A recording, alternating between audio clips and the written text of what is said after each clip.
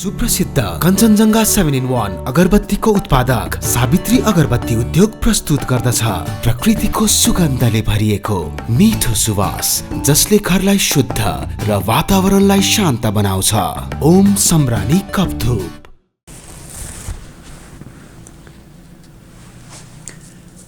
दर्शकवृन्द नमस्कार। केन्द्रबिन्दु समाचारमा यहाँहरूलाई स्वागत गर्छु। म मनोज नेउपाने। दर्शकवृन्द, केन्द्रबिन्दु समाचारमा हामी दिनभरिका महत्त्वपूर्ण एवं खोजमूलक समाचारहरू सम्प्रेषण गर्ने गर्छौँ। आजको केन्द्रबिन्दु समाचार सुरु गरौँ प्रमुख शीर्षकहरूबाट। नेपालमा विगत 24 घण्टामा कोरोना जितेर घर फर्कनेको सङ्ख्या 2700 बढी भएको स्वास्थ्य मन्त्रालयद्वारा जानकारी। नयाँ थपिने सङ्क्रमितको सङ्ख्या 9000 माथि। गण्डकी प्रदेशका मुख्यमन्त्री गुरुङ विरुद्धको अविश्वासको प्रस्तावमाथि वैशाख 27 गते मतदान हुने। लुम्बिनी प्रदेशमा माओवादी केन्द्रका संसदीय दलका नेता कुलप्रसाद केसीलाई मुख्यमन्त्रीमा नियुक्त गर्न विपक्षी दलहरूको माग। काठमाडौँको शिक्षण अस्पतालमा कोरोना सङ्क्रमितको चाप बढ्दो, सर्वसाधारणमा निजी अस्पतालको शुल्क त्रास कायमै। वैदेशिक रोजगार विभागले अब श्रम स्वीकृतिको सेवा अनलाइनबाट मात्र गर्ने, भौतिक उपस्थिति बाहेकका काममा मात्रै जोड दिने भनाई। र भारतबाट आउनेलाई राख्न पर्यटन मन्त्रालयले तोक्यो 8 होटल, बढीमा प्रति व्यक्ति रु 3000 सम्म मात्र शुल्क लिन सक्ने गरी दर रेट कायम। जस्तै परिस्थितिमा पनि होन्डा छ सधैँ तपाईसँगै। त्यसैले अब होन्डा हुनेछ तपाईसँग मात्र 1 रुपियाँको डाउन पेमेन्ट वा 1 रुपियाँको इएमआई वा 1% इन्ट्रेस्ट रेटमा। थप जानकारीका लागि यी नम्बरमा कल गर्नुहोस् वा माथि दिएको लिङ्क क्लिक गर्नुहोस्। होन्डा छ सधैँ तपाईसँगै। International School of Tourism and Hotel Management. अब पुरा समाचार। नेपालमा कोरोना सङ्क्रमितको सङ्ख्या बढ्दै जाँदा निको हुनेको सङ्ख्यामा पनि वृद्धि भएको छ। स्वास्थ्य मन्त्रालयले बिहिबार दिएको जानकारी अनुसार 24 घण्टामा 2700 बढीले कोरोना जितेर घर फर्किएका छन्। यता आज नयाँ थपिने सङ्क्रमितको सङ्ख्या भने 9000 बढिरहेको छ। नेपालमा पछिल्लो अपडेट अनुसार थप 54 जनाको मृत्यु भएको पनि मन्त्रालयले जनाएको छ। हेरौँ पुरा रिपोर्ट। नेपालमा गत 24 घण्टामा थप 9000 बढी व्यक्तिमा कोरोना भाइरस सङ्क्रमण पुष्टि भएको स्वास्थ्य तथा जनसङ्ख्या मन्त्रालयले जनाएको छ। अहिले पनि काठमाडौँ उपत्यकामा सर्वाधिक सङ्ख्यामा सङ्क्रमित फेला पर्ने क्रम पनि जारी रहेछ। मन्त्रालयका अनुसार 24 घण्टाको अवधिमा थप 54 जनाको कोभिड-19 सम्बन्धी कारणले नै मृत्यु भएको विवरण प्राप्त भएको छ। यो अहिलेसम्म पुष्टि भएको सर्वाधिक दैनिक वृद्धि सङ्ख्या पनि हो। सरकारको तथ्याङ्क अनुसार बिहिबार अपराह्नसम्ममा देशभरि 72561 जना सक्रिय सङ्क्रमित रहेका छन्। अहिले पिसिआर विधिसहित एन्टिजेन विधिबाट परीक्षण गर्दा त्यति सङ्ख्यामा सङ्क्रमितहरू फेला परेका हुन्। मन्त्रालयका अनुसार 24 घण्टामा कुल 21142 जनाको परीक्षण गरिएको थियो। यस्तै 24 घण्टाको अवधिमा 2707 जना सङ्क्रमण मुक्त भएका छन्। मन्त्रालयका अनुसार काठमाडौँ जिल्लामा मात्र नयाँ 3163 जना, ललितपुर जिल्लामा 567 जना र भक्तपुरमा 242 जनामा कोभिड पुष्टि भएको छ।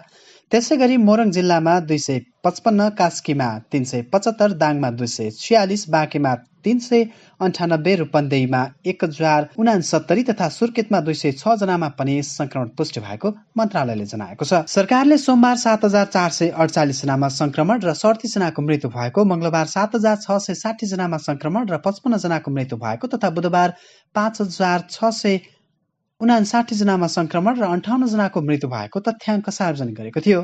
केही साता यता नेपालमा परीक्षण गरिएका नमुनामा सङ्क्रमण पुष्टि अनुपात बढ्न थालेको छ। तीमध्ये 20 वर्षदेखि 49 वर्षसम्मका मानिसको सङ्ख्या सर्वाधिक छ। काठमाडौँ उपत्यकाका 3 जिल्लामा मात्र कुल 32400 जनाभन्दा बढी सक्रिय सङ्क्रमित रहेको पनि मन्त्रालयले जनाएको छ। यो सङ्ख्या सक्रिय सङ्क्रमितको सङ्ख्या देशभरि भएका सङ्क्रमितको कुल सङ्ख्याको 44.6% हुन आउँछ। गण्डकी प्रदेश सभा बैठक वैशाख 27 गते बस्ने भएको छ। बिहिबार बसेको कार्यव्यवस्था परामर्श समितिको बैठकले 27 गतेका लागि बैठक तय गरेको हो। सभामा विचाराधीन मुख्यमन्त्री विरुद्धको अविश्वासको प्रस्तावमाथि पनि त्यही दिन मतदान हुने भएको छ। उता लुम्बिनी प्रदेशका विपक्षी दलहरूले नेकपा माओवादी केन्द्रका संसदीय दलका नेता कुलप्रसाद केसीलाई मुख्यमन्त्रीमा नियुक्ति गरिनुपर्ने भन्दै माग अघि सारेका छन्। हेरौँ पुरा समाचार। गण्डकी प्रदेशसभाको बैठक वैशाख 27 गते बिहान 11 बजे बस्ने भएको छ। बैठकमा कोरोना संक्रमण भएका सांसदहरूलाई भिन्न स्थानमा राखिने निर्णय भएको कार्यव्यवस्था परामर्श समितिका सदस्य कुमार खड्काले केन्द्रबिन्दुलाई बताए। संक्रमित सांसदहरूलाई मतदानमा सहभागी गराउने यसअघि नै निर्णय भइसकेको छ, तर उनीहरू बोल्न पनि नपाउने भनिएको छ। यसअघि गत वैशाख 15 गते प्रदेश संसदमा मुख्यमन्त्री पृथ्वी सुब्बा गुरुङ विरुद्धको अविश्वासको प्रस्तावको पक्ष विपक्षमा मतदानको कार्यसूची थियो। उक्त दिन जनमोर्चाका सांसद खिम विक्रम साई बेपत्ता भएपछि उक्त पार्टीकी सचेतक प्यारी थापाले सांसद साईको खोजी गरिदिने भन्दै बैठक स्थगन गर्न माग गरेकी थिइन्। त्यसपछि सभामुख नेत्र प्रसाद अधिकारीले बैठक स्थगित गरेका थिए। पछि उनी चिरक अस्पतालमा भेटिएका थिए। उनलाई कोरोना संक्रमण भएको भनिए पनि संक्रमणप्रति साईकै दलसँगै काङ्ग्रेस, माओवादी र जसपाले शङ्का व्यक्त गरेका छन्। उता लुम्बिनी प्रदेशका विपक्षी दलहरूले नेकपा माओवादी केन्द्रका संसदीय दलका नेता कुलप्रसाद केसीलाई मुख्यमन्त्रीमा नियुक्ति गरिनुपर्ने माग गरेका छन्। विपक्षी दलहरू नेपाली काङ्ग्रेस, नेकपा माओवादी केन्द्र, जनता समाजवादी पार्टी जसपा नेपाल र राष्ट्रिय जनमोर्चाले केसीको पक्षमा 41 सांसद रहेकाले उनलाई नै मुख्यमन्त्री नियुक्ति गरिनुपर्ने माग गरेका हुन्। माओवादी केन्द्रका प्रमुख सचेतक तोलाराम घरती, काङ्ग्रेसका प्रमुख सचेतक फकरुद्दिन खान तथा सचेतक निर्मला छेत्री, जसपा प्रमुख सचेतक पूर्णमती ढेङ्गा मगर र जनमोर्चाको संसदीय दलका नेता तारा जेसीको हस्ताक्षरसहित जारी विज्ञप्तिमा पुनः मुख्यमन्त्रीको शपथ ग्रहण गरेका शङ्कर पोखरेललाई राजीनामा दिन माग गरिएको छ। केसीका पक्षमा 41 जना सांसदको समर्थन रहेको भन्दै 19 गते नै प्रदेश प्रमुख धर्मनाथ यादवलाई पत्र बुझाइएको भन्दै पोखरेललाई पुनः मुख्यमन्त्रीमा नियुक्ति गरिन संविधान विपरीत भएको विपक्षी दलहरूको भनाइ छ। नेपालमा कोरोना संक्रमणको दर बढ्दै जाँदा अस्पतालमा बिरामीको चाप पनि बढ्दै गएको छ। त्यसमा पनि निजी अस्पतालले मनलाग्दी चर्को शुल्क निर्धारण गर्दा बिरामीको भार सरकारी अस्पतालमा देखिन थालेको छ। काठमाडौँको शिक्षण अस्पतालमा कोभिड संक्रमितको भिड नै लागेको छ भने नेपालगञ्ज, वीरगञ्ज, विराटनगर लगायतका अस्पतालमा पनि अवस्था उस्तै छ। हेरौँ यसै विषयमा तयार यो रिपोर्ट। सरकारले कोभिड उपचारका लागि तोकेको त्रिभुवन विश्वविद्यालय शिक्षण अस्पतालमा कोभिड संक्रमितको चाप बढ्दै गएको छ। कोभिड-19 संक्रमणको दोस्रो तरङ्ग देखिए लगत्तै संक्रमित हुनेको संख्या पनि बढ्दै जाँदा अस्पतालमा संक्रमितहरूको चाप बढ्दै गएको हो। अस्पताल प्रशासनले पछिल्लो केही दिन यता अस्पतालमा संक्रमितको चाप बढ्दै गएको र बिहिबार अन्य दिनको तुलनामा बढी भएको जनाएको छ। त्यसो त काठमाडौँ उपत्यकामा देशभर पुष्टि हुने संक्रमित मध्ये झन्डै 50% भन्दा बढी देखिन थालेसँगै उपत्यकाका प्राय जसो सबै सरकारी अस्पतालमा कोरोना संक्रमितले भरिएका छन्। तुलनात्मक रूपमा संक्रमितको संख्या बढी हुनुमा कोभिडको नयाँ भेरिएन्टले संक्रमितमा लक्षण अलिक जटिल किसिमको देखिने गरेकाले पनि पछिल्लो दिनमा अस्पतालमा भिड बढ्न थालेको देखिएको हो। अर्कोतिर निजी अस्पतालले चर्को शुल्क लिन थालेपछि पनि सरकारी अस्पतालमा सर्वसाधारण संक्रमितको चाप बढेको पाइएको छ। विशेष गरी निजी अस्पतालले प्रतिदिन प्रति बेड 5,000 देखि 50,000 सम्म शुल्क तोकेपछि सर्वसाधारण संक्रमितको भिड सरकारी अस्पतालमा बढ्न थालेको हो। तथापि सरकारी अस्पतालले मात्रै धान्ने अवस्था छैन। निजी अस्पतालमा पनि संक्रमितको संख्या उल्लेख्य रहेको देखिएको छ।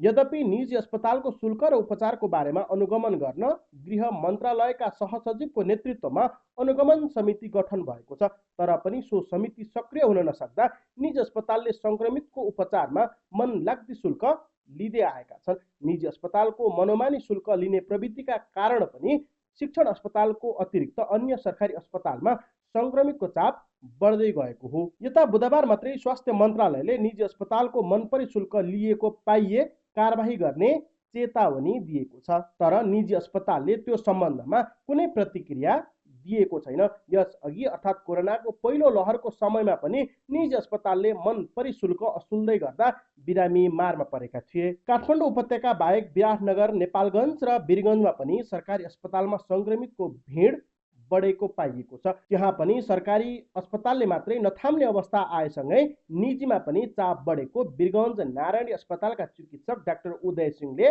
जानकारी दिए। डाक्टर सिंहले वीरगञ्जमा अवस्था भयावह तर्फ उन्मुख रहेको जानकारी दिए।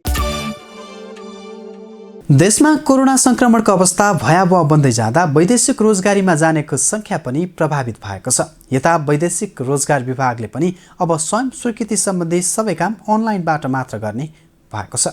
बिहिबार एक विज्ञप्ति निकाल्दै विभागले भौतिक उपस्थितिमा भइरहेका काम बन्द गर्दै त्यसबाहेकका काम अनलाइनबाटै सञ्चालन गर्ने जनाएको हो।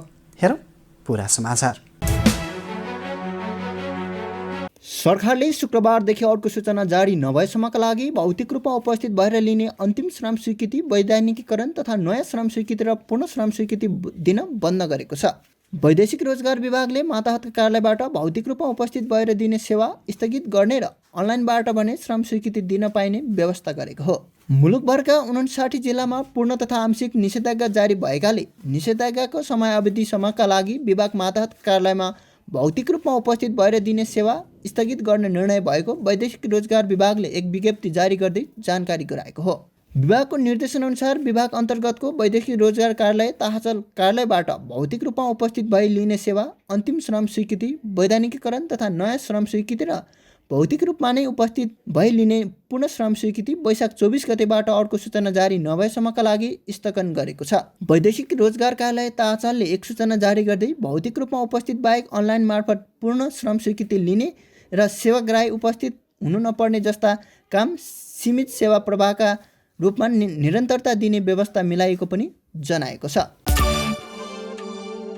संस्कृति, पर्यटन तथा नागरिक उड्डयन मन्त्रालयले भारतबाट नेपाल आउने यात्रुलाई क्वारेन्टिनमा राख्नका लागि 8 होटललाई सूचीकृत गरेको छ।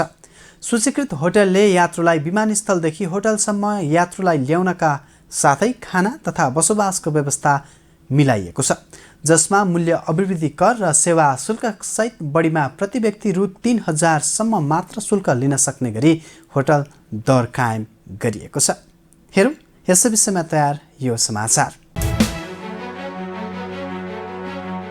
संस्कृति, पर्यटन तथा नागरिक उड्डयन मन्त्रालयले भारतबाट नेपाल आउने यात्रुलाई क्वारेन्टाइनमा राख्नका लागि 8 वटा होटलहरूलाई सूचीकृत गरेको छ।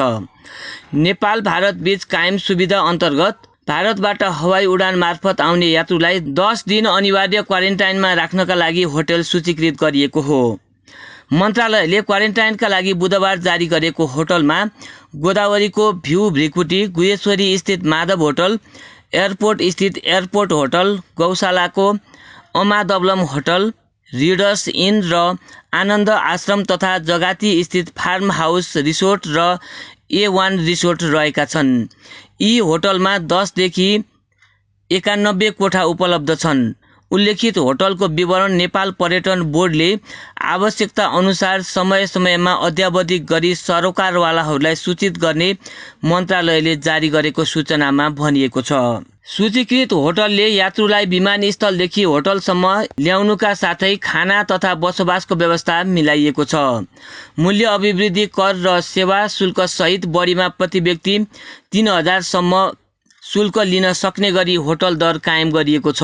नेपाल वायु सेवा निगम र एयर इन्डियाको समन्वयमा नेपाल पर्यटन बोर्डले यात्रुको विवरण लिने र यात्रुको क्वारेन्टाइन व्यवस्थापनमा सहयोग गर्ने गरी जिम्मेवारी तोकिएको पनि सूचनामा उल्लेख छ। यात्रु अनिवार्य 10 दिन क्वारेन्टाइन बस्नुपर्नेछ। त्यसरी नबसेको पाइएमा होटलले प्रहरीलाई खबर गर्नुपर्नेछ। मन्त्री परिषदको वैशाख 19 गते भएको बैठकले नेपाल र भारत बीच एयर बबल प्रणाली अनुसार सातामा बढीमा 2 उडान हुने र यसरी आउने यात्रुले 10 दिन क्वारेन्टाइनमा बस्नुपर्ने निर्णय गरेको थियो।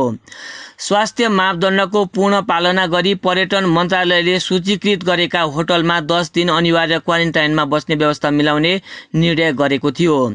पर्यटन मन्त्रालय, पर्यटन बोर्ड र नेपाल प्रहरीको संयुक्त टोलीले होटल क्वारेन्टाइनमा बसे नबसेको दैनिक अनुगमन गरी कोभिड-19 सङ्कट व्यवस्थापन केन्द्रमा दैनिक प्रतिवेदन पेश गर्नुपर्नेछ।